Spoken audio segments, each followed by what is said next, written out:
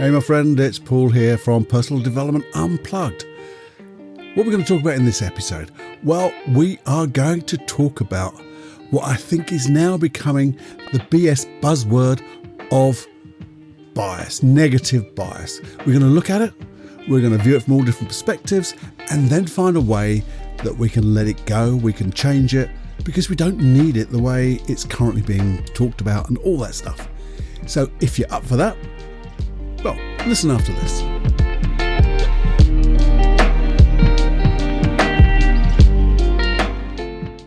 Warning. Warning. Warning. Warning. You are entering into the unplugged mind of Paul Clough. Too late. Personal Development Unplugged. Hey my friends, we're back with another podcast. Because that's what it's all about here, isn't it? And this one, negative bias. Now there's so much noise, and there's so much in the noise today. This negative bias is becoming a buzzword. It's a bit like self-sabotage. Always self-sabotage. Don't start me off with that. But negative bias. And I don't want you to fall into a trap. This is what my meta description of this. Don't fall into the trap. Because it's been fired off on purpose. And it's natural, so you don't need to worry about it. People are making a big thing out of it. It's becoming this buzzword. The buzzword, negative bias. And this buzzword is all about, well, for me, people making things complicated, dark, even to the point where things, well, I'm getting worried about it really, because people are making other people worry, I think, in the overhype of negative bias. I've even heard that some people who failed their diversity test had to go on a negative bias training. Now, I wrote next to those notes, FFS. Now, you can make that what you want, because it just got to the hell of me. Because negative bias is just a natural thing that we do. And we have. End of story. That's it. And I just want you to feel that you've got this and not to worry about it. You see, first of all, we've got fight and blooming flight. We've also got a bit of freezing in there as well. Hardwired in our neurology. Nothing else. They just go hand in hand. But it also seems to go hand in hand with negative bias. Because I can understand why. Because the negative bias is, well, it's to see danger. So it's to help this fight, flight and freeze. It's like a bit of a trigger, I guess. A bit of a trigger to the natural fight, flight, freeze. And say hardwired into that old reptilian brain of yours right in the bottom there. And because it's there to see danger, which is, I guess when sometimes people are trying to link it to diversity, but I don't get it. Completely different thing. There's no danger, is there? But maybe that's what people are trying to say, to bring this thing into their world, as it were, to make things bigger, better, and make them seem bigger and better in front of everyone else. But the thing is, we have to call those type of things out, I think. If it's, well, we just have to. We have to call that things and treat those things, I believe, separately. Discrimination of any kind, racism, sexism, let's treat it separately. If there's discrimination, then that should be dealt with, but don't hide it under the negative bias, because I think you're playing with games. Playing with games, play with names and words. See, it's nothing less than we're all human beings, isn't it? That's it. We're all human beings, and we're the same, but we're all special, we're all unique, we're all bloody different. So we're always going to be different. We're always going to be unique. There's not another one like you. Guarantee you're unique. And I know we like to say that. Oh, you're unique, but you are bloody unique. Just as I am. End of story. Anyway, off my little soapbox and back to the plot. Good old negative bias. You see, if you think about it, even the term bias, anything with a bias, I'm going to guess is a little bit on the old healthy side. Except for, I had to think about this. anything biased, it seems negative, doesn't it? It seems unhealthy. But then I thought, well, I'd rather have someone be totally biased in honesty, totally biased in the truth. So that didn't hold water. But generally, apart from those obvious ones, generally, if you're more biased to one than something else, I just don't think that's probably as healthy as it could be. And we can do something about that. You see, that negative bias is hardwired. And as I said, it's hardwired, I believe, in some way to trigger off that protection mechanism that we've got inside us. The fight and flight and the old freezing. To see danger, to look for danger, and looking for danger all the time. And that's what our predecessors used to do. And that's how our predecessors survived. That's how you're here. Because they had this heightened skill, this heightened bias of looking for dangers. But in reality, way back then, that's all they had to do, wasn't it? To survive. Eat, sleep, procreate, can't say the word, but you know what I mean, and survive. But times have changed, haven't they? Times have changed. Look at us, I'm speaking to you via podcast. You're listening to me, hopefully getting inspired about things. Or not this podcast and other podcasts, just like I do. All the different things we do. The danger in a podcast. And I think instead of bias, because of all the changes, I would rather see something like harmony. Because instead of harmony, there's a little bit sometimes where you've got dark alleys, you've got the old zombies, unfamiliar places, unfamiliar people. Well, we might need that heightened sense of awareness to see potential danger. But we don't have to have a bias for it. We just need to, in harmony, when you go into places, as I said, unfamiliar people, you need then to switch on and then understand and use all your learnings and experiences. That's what we don't do when there's a bias, I guess. Now, I guess there's also some professions that might need those high levels of alertness, or you could call it negative bias, to see danger. Can you think of what would they be? What type of things could you think that you need to see danger? Well, I think things like the police, firemen, things like the Navy SEALs, SAS, the Army, when they're going into those unfamiliar places. There is a high potential of risk and danger.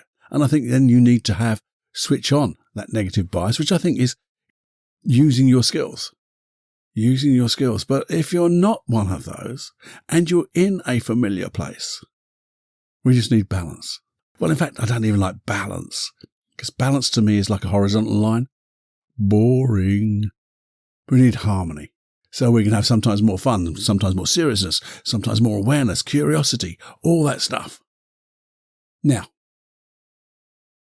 I know what I was going to say now, because the other thing about this negativity side, and if you've got this negative bias, you've got to do something about it. And this is the way to do it. And this is the way I felt it was so good.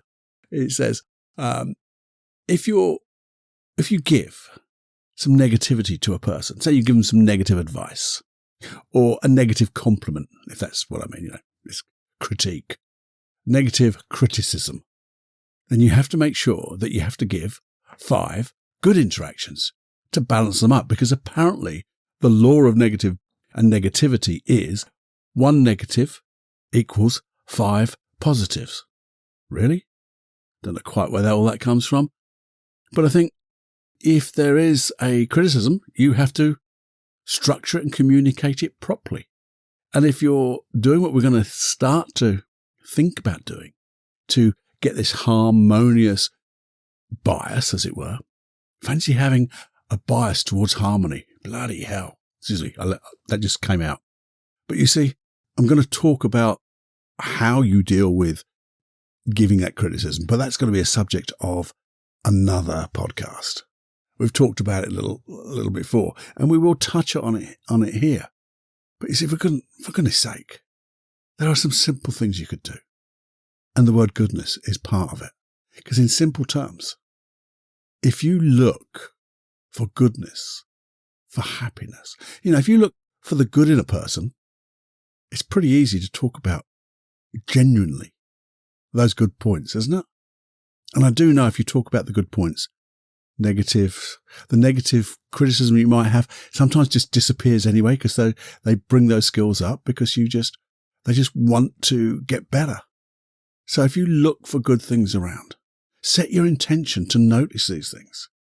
That will change your inverted brackets, air quotes we're calling them, I think, negative bias. It will start to recalibrate. And that's what we need to do to get it back to harmony, isn't it? We're going to recalibrate the way we look at the world. And it's not just look, we take everything in through our senses. So we get that internal representation, seeing things for what they really are. So don't delete all that stuff and generalize all that stuff in a negative way, because if we set our intention to look for goodness, for things that are good, joyous, happiness, you'll begin to notice more of them. It's biological. It's called the reticular activating system. Once you set your intention and you start to instruct your mind, this is what we're going to do today, this is what we want to see, you'll tend to find that you filter out all that other stuff. And you'll feel a better person. You'll just feel better. Because if you're looking for goodness in the world, things that make you feel joy, and you get to see that, what happens? Oh, it's a bit of a Homer Simpson moment, isn't it? Dull, flash of the bleeding obvious. If you're looking for things that will make you feel joy, and you see things that will make you feel joy, there's a little theme in there called make you, guess what will happen? They'll make you feel joyous. Isn't that awesome? Now, that's all you have to do. And the other thing what you have to do is, I think anyway, make a note of it when it happens. See, if you can make a note of these things when it happens, and I think, as it happens is great. That's the best time, the bestest of everything, because sometimes you can anchor it too, because it just feels so blooming good. And your unconscious mind then goes, oh, I want more of this. This is that great feeling. And when you're not feeling quite so good, you can fire off the anchor. How do you do that? Even as much as just squeezing thumb and little pinky. Just squeeze them gently together at that highest moment of you feeling that joy, that happiness, that curiosity, whatever it is that is good for you. Just press that finger and thumb, or pinky and thumb together. Say a word if you want that really just matches this, like, this is good. Boom. A particular word that goes with this. Don't use the same word for everyone, because that's just going to get confusing. Because you want a unique pressure, as it were, a unique stimulus and a unique oral stimulus. Auditory, not oral. And next time you want to remember it, you just press that finger or that pinky and that thumb together, say that auditory word, and boom, you get that feeling again. Now, what would happen if you did that last thing at night? These are the things that I noticed that were really good. Just go through a little inventory at night, just before you go to sleep. You're sowing the seeds to your unconscious mind to think about that overnight when you're asleep. So when you set your intention in the morning, your unconscious mind is already on the game for it, up for it, standing on the plate, ready to go. What else could you do? Because that's just one easy one, isn't it? Just set your intention. I'm going to start looking for stuff. And you'll notice. As soon as you do, you will start noticing it, feeling better. Then you start to think, oh, well, what else could I do? Well, what would happen if you just spent 5 minutes of being grateful? 2 minutes of feeling grateful? 4 minutes of feeling grateful? Doesn't matter how many minutes. Even if it's only 1 minute of feeling grateful, think about the thing you're grateful of right now. And it doesn't have to be the biggest things in the world.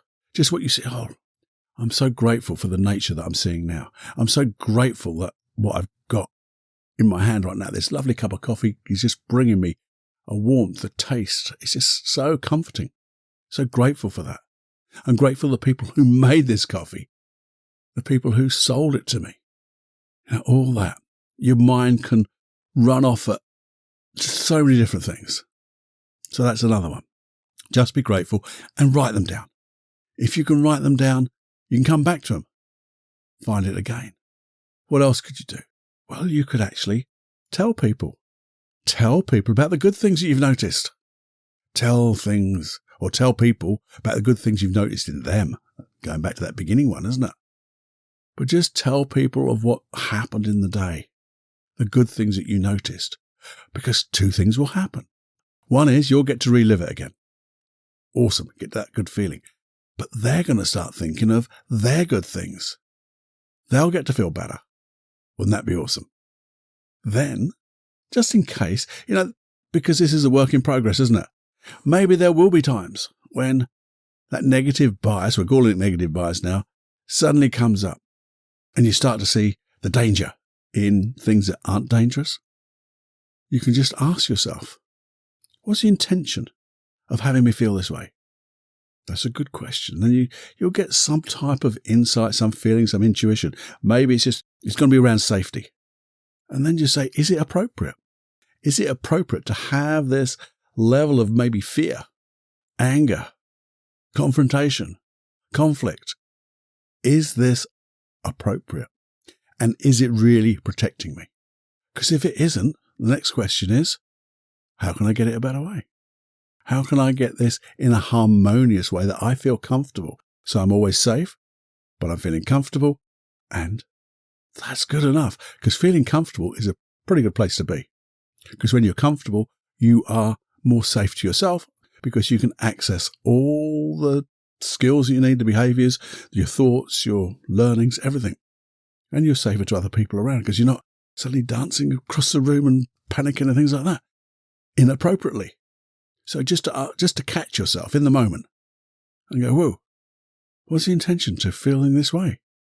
Is it appropriate? Is there a better way? Well, actually, if I just breathe and look around, it's a little bit like stopping and pausing, isn't it? And taking a nice deep breath. Or maybe doing that square breathing just for a moment.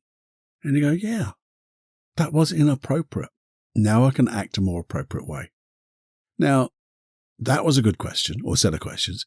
You could tend to ask I won't say even better questions, because I think every question is the best question when it is the best question. You could just ask beforehand, if you're going somewhere and you want to say, see those things that give you joy, or you want to feel a particular thing in a particular context, you just say, what would it be like? What would it be like to converse with a friend and see joy in them and see the goodness of them? What would that be like? Again, it's a bit like setting your intention, but just slightly different because you're asking your unconscious mind. Instead of saying, I'm going to see the goodness in everyone, you just say, what would it be like to feel comfortable with my friend so we can connect and I can notice the good stuff? What a lovely question. And the thing is, both when as we go back to whether you notice something which is happening with negative bias or you notice the good stuff, as we said, stop and pause. Just stop and pause and either then decide to move on and change it or decide to make it even better or decide to anger it, but just stop for a moment. Stopping and pausing is such a wonderful thing because it gets you to just, again, to recalibrate, maybe come back to a proper default. I don't know, maybe you have a way. You have a way that you can recalibrate, or a question that you ask, or something that you do, or you can think about, from this, I'd love you just to muse about this for a bit, to think, well, okay, how can I get more harmonious in my life without seeing danger everywhere? Because that's just going to reduce your anxiety levels, going to reduce your stress levels. But when you find a way, I wonder what your way is. Or if you just think about it and muse about it and just think, what would be a good way for me to use from all my experiences? Because as I said, you're unique. And being unique, you're going to have a unique set of circumstances, a unique set of experiences, a unique set of beliefs that go with those experiences and the learnings that come from all those experiences.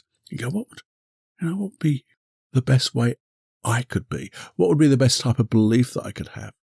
What would be the best emotion or behavior? And when you know that and you think of a good way, do email me. Let me know. feedback@personaldevelopmentunplugged.com. Send in those like everyone else. Just keep things as brief as you can, but just let me know. That's it. It's good. It's good. So I just wanted, just for a moment, to have you think and know that it's going to happen anyway. And if you know it's going to happen, you can be confident enough that, well, I've got this. this stress, this anxiety in my life, which is, I think, part of this trigger of negativity.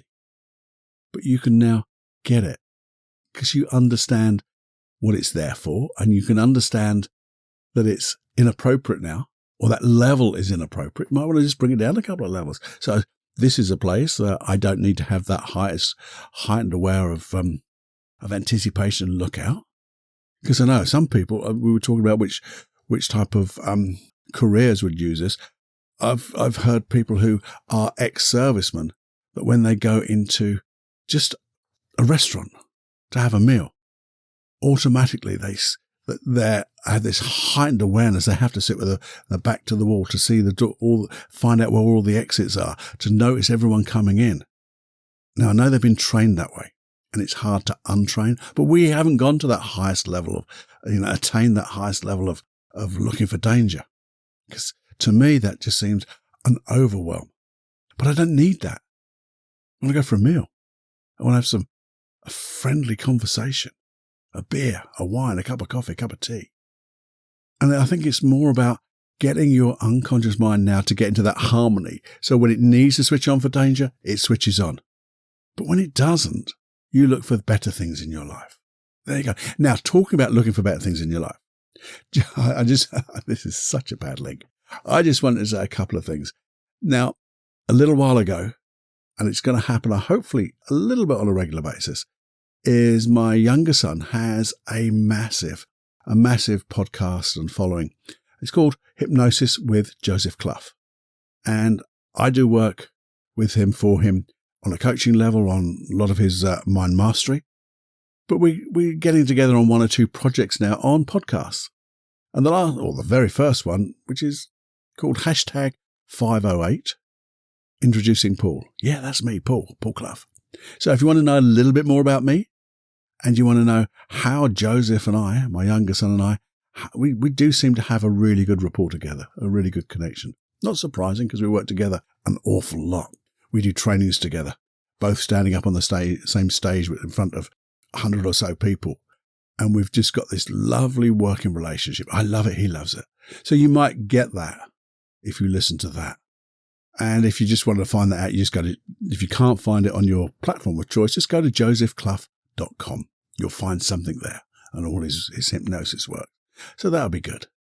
And also, if you didn't notice, if you didn't get my email, and you should have done if you'd signed up to the hypnosis tracks, I sent an email out, and at the bottom of that was saying, because I was so concerned of all these things going on in the world, our mental health is, I won't call it fever pitch, but I know I've been struggling.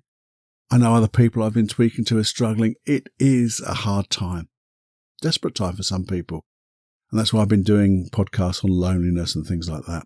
In fact, there's another loneliness to come out very soon. So what I've done is, for the next 2 or 3 weeks, I have discounted every program I have on paulcloughonline.com.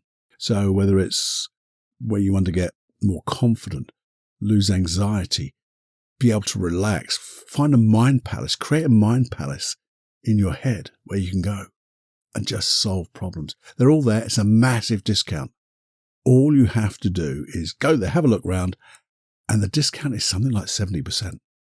And all you have to do is put in the code LOCKDOWN, LOCKDOWN. There you go. Have a look there. There's money back guarantee, and that stays there even in the discount. Okay? Have a look at that. But these are just little things I want to keep an eye on. But let's really think, if we can get this living in harmony with ourselves, once we start to get that, I believe we'll get to live in harmony with the people around us. And then the people around us will get in harmony with the people around them. And that's got to be good news, isn't it? Just imagine, if you just close your eyes for a moment, not if you're driving, and just imagine what it would feel like, be like, to know that you're living in a world of harmony, to wake up in the morning and look forward because you're going to be seeing good things, feeling good things, and it's going to be so harmonious, exciting, curious. Just what would that be like? Isn't that a lovely feeling to strive for? I think so. Anyway, if you enjoyed this podcast, as you notice any golden nuggets, or you're just something that got you thinking, say, please give me some feedback, good, bad, or otherwise. Feedback at personaldevelopmentunplugged.com. That's the personal email for this podcast. It only comes to me, no one else. And those who know and done it before know that they get a personal email back from me. Anyway, there's a few more things to come. I'm going to give you a little reminder of an older podcast, give you something just to think about. Maybe you want to go back through the past catalogue and see other stuff as well. Might interest you. And then a few little bits more of housekeeping, okay? But let's just get more harmonious, eh? Anyway, until the next time, my friend, let's be harmonious together. Yeah, bye-bye now. So let's travel back in time, way back to number 58, hashtag 58. It's all about power posing. It's all about faking it till you make it and all that BS. Quite a long introduction, but have a listen and then, well, maybe you want to skip back there and have a little look and have a little listen. Welcome to the Personal Development Unplugged podcast, the PDU.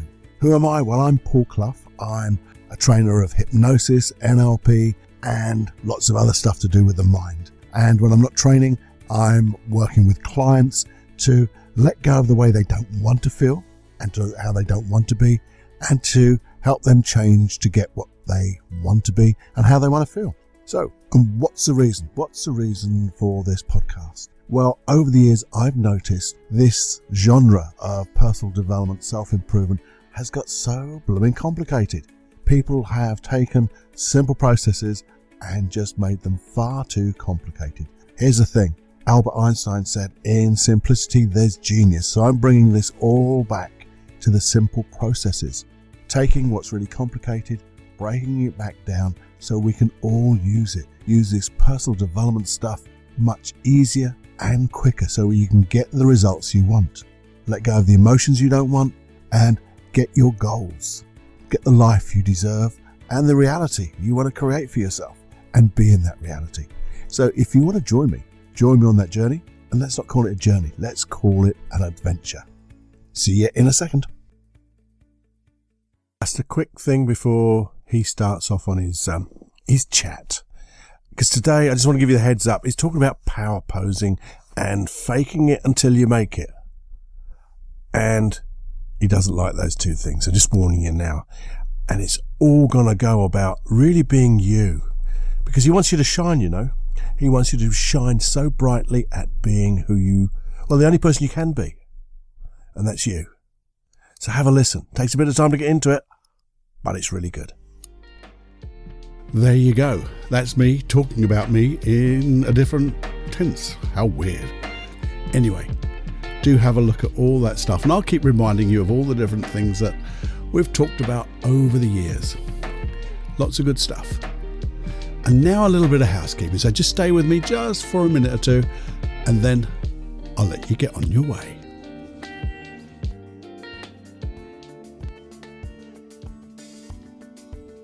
Hey, before you go, I hope you enjoyed that.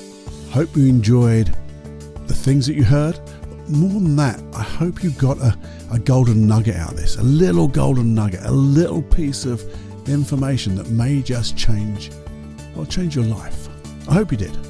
I know there's more than one in there somewhere, and I know you'll find it, because when you set your intention to find what you want, I know you'll find it. So find those golden nuggets. I'd love the feedback to know what you did find, what you found interesting, what you did with it, and the results you got. If you just email me at feedback@personaldevelopmentunplugged.com. And I know you, like me, like sharing the things that we learn. So please share this episode, share the podcast. Please tell people about it. It does me some good. It makes me feel good, I know that. A little bit of ego in there. But also, it will share these type of learnings and get people interested in changing their lives too. And that's got to be a good thing. So if you could share this, it's like a pay it forward. And also just make sure you subscribe if you could. If you enjoyed these episodes, please subscribe There'll be a subscribe button in the platform you listen to. Search for Personal Development Unplugged or my name, Paul Clough. Hit the subscribe button, and then we'll have more fun every time we talk to each other. Anyway, enjoy.